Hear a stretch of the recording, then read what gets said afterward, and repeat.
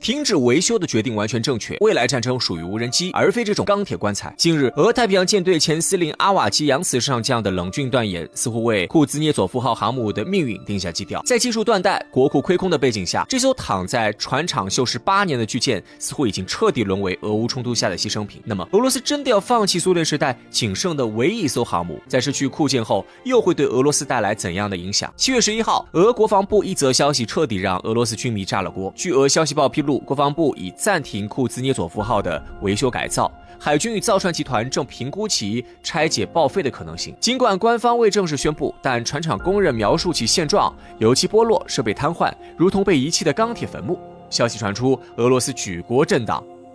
库舰作为俄罗斯仅剩的一艘航母，难道要走上解体报废的命运？随后，俄罗斯国内传出反对派声音。黑海舰队前参谋长科莫耶多夫怒斥：拆了库舰，难道让巡航导弹从货轮上发射？该言论引起俄罗斯军迷的深刻共情，针对是否应该放弃库舰的讨论也就此分成泾渭分明的两派。反对派不同意放弃库舰的原因很简单，那可是苏联造船业最后的倔强。1985年，他在尼古拉耶夫船厂下水时，工人们往龙骨下塞了5枚苏联硬币讨吉利，谁成想6年后硬币还没生锈，红色帝国先解体了。本该配套的核动力系统和电磁弹射器永远停留在了图纸上。乌克兰老师傅带着独门焊接技术回了老家，留给俄罗斯的只有一个烧重油的半成品航母。而在90年代最惨的时候，库舰上水兵得轮流上岸挖土豆才能吃上饱饭，锅炉房偷柴油倒卖成了公开的秘密。库舰虽有航母的架子，可内部技术和设备却堪称一团糟，甚至多次引发笑料，而这也是俄罗斯国内很多人同意放弃库舰的原因。进入21世纪以来，这一艘被戏称为移动火灾现场的航母几乎事故不断。2016年远征叙利亚，2个月摔了2架米格 29K， 甲板窟窿用钢板临时糊上，返航时还得西班牙拖船友情护送。最离谱的是2018年那次大修，承载航母的 PD-50 浮动船坞说沉就沉，70吨重的起重机直接给飞行甲板开了天窗。好不容易凑钱修到2019年，电焊火花又把机库点了。去年冬天零下20度的天气里，库舰供暖系统瘫痪，水兵们只能裹着大衣取暖。如今站在摩尔曼斯克港的观景台望去，这艘330米长的钢铁巨兽活像被拔了牙的北极熊。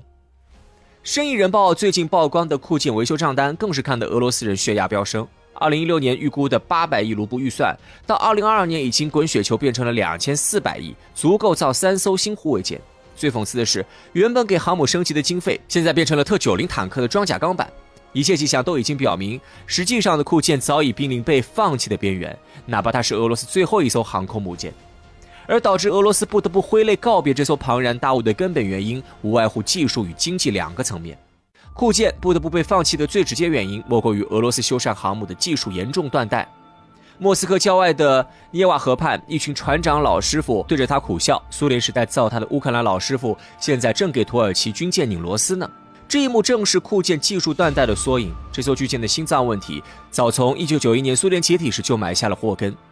当年红旗落下，尼古拉耶夫造船厂的8000名工程师一夜失业，核心图纸被锁进基辅的保险柜，而俄罗斯接手时拿到了操作手册，明显是不完整的。这种技术断层使得库舰天生就是一个悲剧。而当俄乌战争爆发后，库舰更是陷入了没钱没技术的恶性死循环。去年冬天，摩尔曼斯克船厂收到国防部急令，把航母维修库里囤的200吨特种钢材连夜运往前线。工人们眼睁睁看着给航母甲板定制的耐腐蚀钢板被切成小块，焊在特72坦克的裙板上。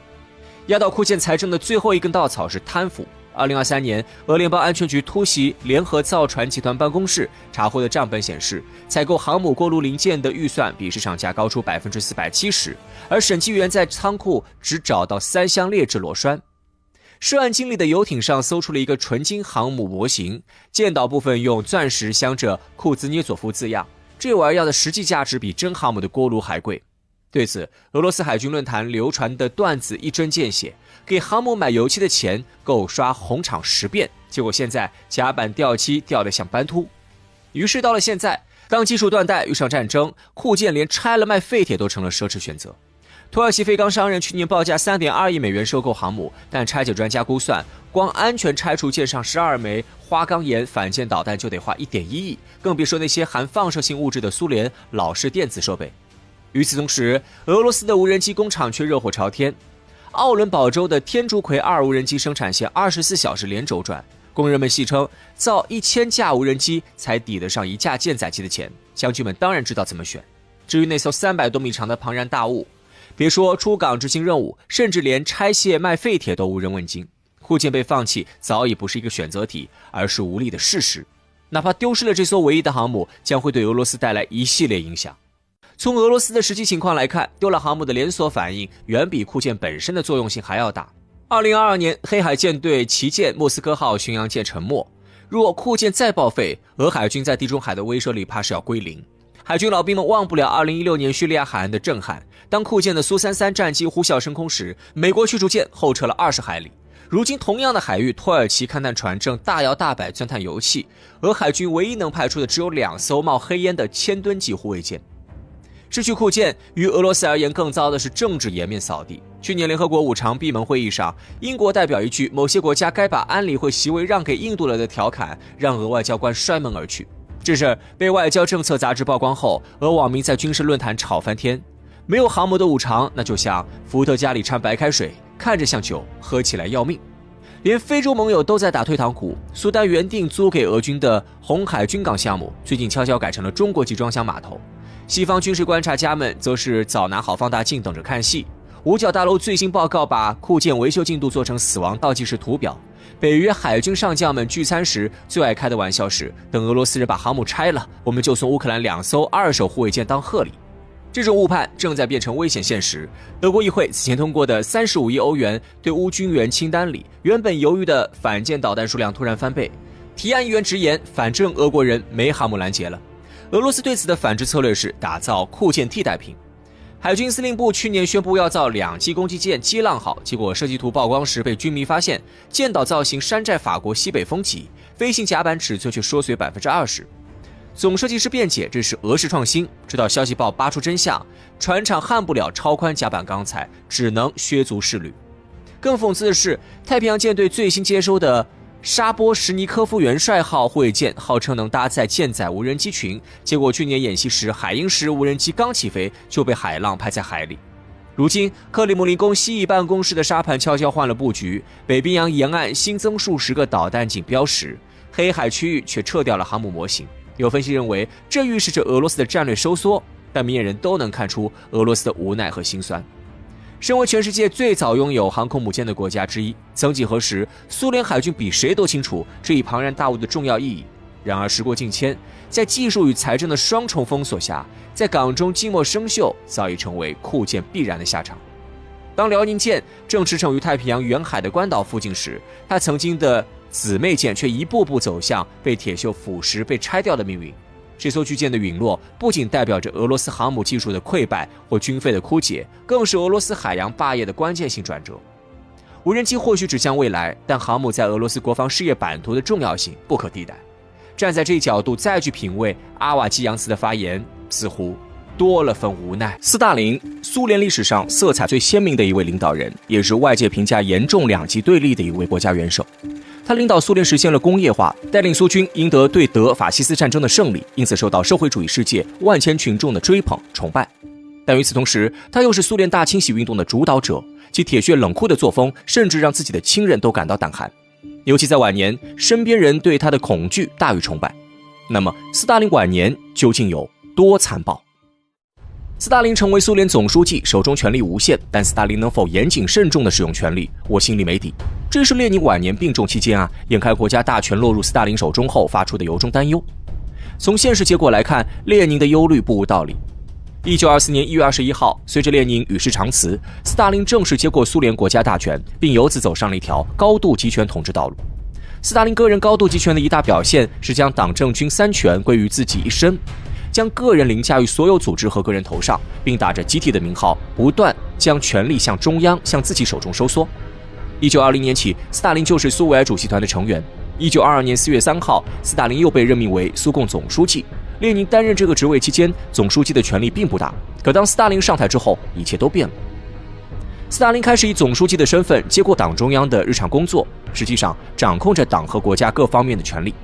彼时，病重中的列宁组建了以斯大林、加米涅夫、季诺维也夫3轴为核心的临时领导机构，本意是让3人共同主持国家工作。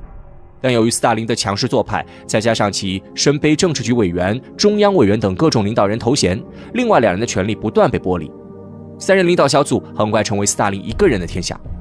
列宁也察觉到斯大林个人权力高度集中可能造成的不良影响，不过考虑到新生的苏联正面临着西方帝国主义威胁、国内经济困难等一系列不安定因素，国内需要权威，所以列宁还是支持了斯大林的领导工作。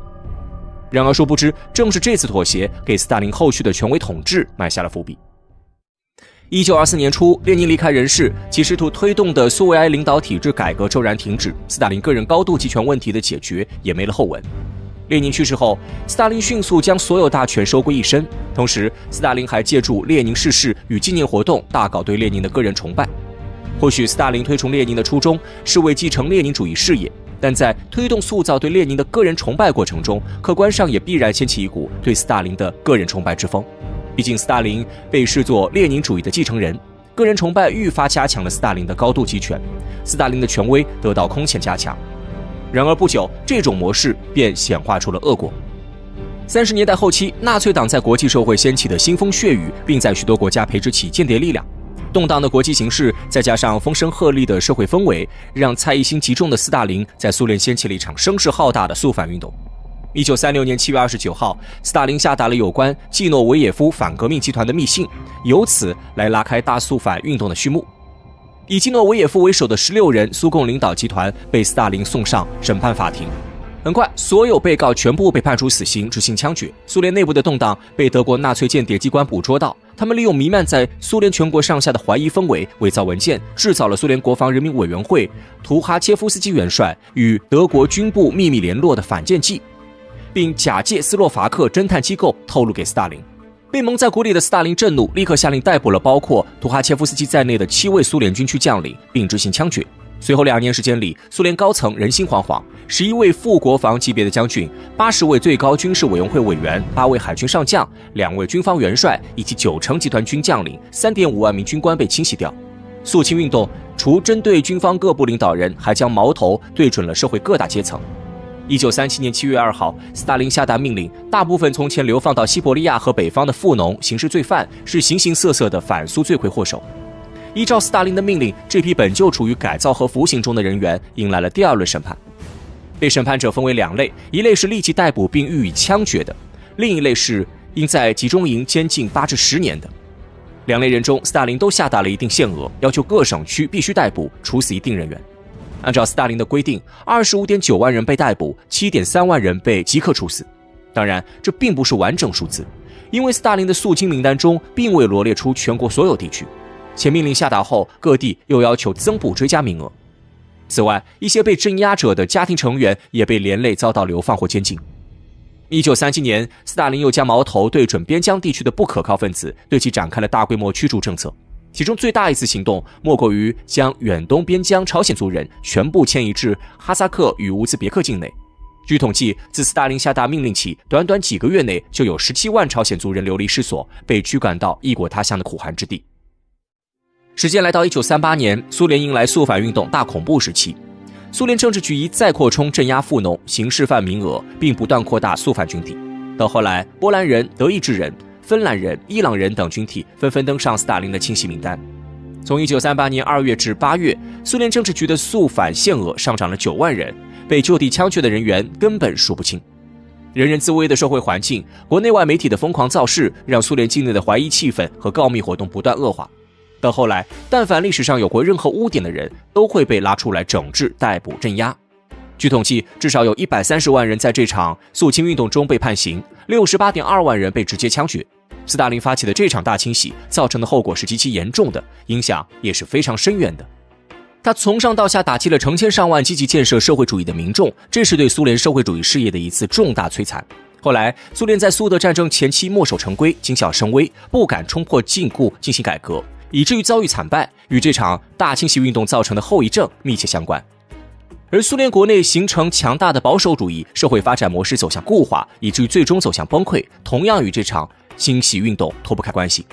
换言之，斯大林的武断作风一定程度上摧残了苏联社会主义事业，也间接造成了苏联日后的解体。可不自知的斯大林到了晚年时期却愈发残暴多疑。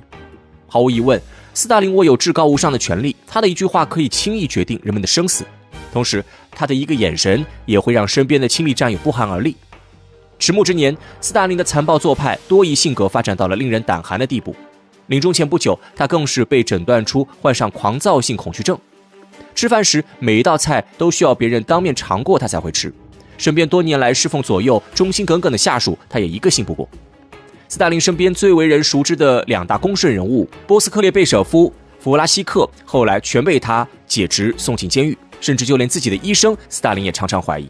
斯大林认为所有医生都是暗藏的敌人和恐怖分子，随时可能要了自己的性命，因此谁都不知道斯大林的真实健康状况。不光是身边的工作人员，就连斯大林的家人儿女都对这位暴君的行径感到胆寒。妻子娜迦因为斯大林的武断做派、残暴行径，选择吞枪自尽。在他之前，娜迦的舅舅、姨妈等亲戚也早已惨死于斯大林发起的肃清运动中。斯大林的女儿斯维特兰娜的初恋对象被斯大林抓进监狱，关押10年。深受打击的斯维特兰娜2次结婚，2次离婚，最终选择与父亲断绝来往，前往西方定居。就连最亲密的妻女亲人尚且对斯大林心怀怨恨和不满，深受斯大林暴行之威慑，更何况他身边的工作人员。不知不觉中，苏联民众对斯大林的追捧和敬重早已悄然转化为恐惧和胆寒，以至于斯大林病危之际，也无一人敢上前询问遗嘱之事，导致斯大林去世后，苏联政坛留下一片权力真空，为后续的国家权力争夺与政坛动荡埋下了伏笔。斯大林的一生注定会遭到后人的批驳和评判。他是领导苏联走向强盛的功臣，是将列宁主义道路发扬光大，带领苏军打赢对德国纳粹战争的英雄。但光辉和荣誉掩饰不了他曾经犯下的滔天罪行。肃清运动对无辜之人的镇压和暴行，一桩桩一件件血债均陈列在案，这是无法抹去的事实。至于斯大林究竟功过几分，该如何定义评价，这注定是一个难下定论的问题。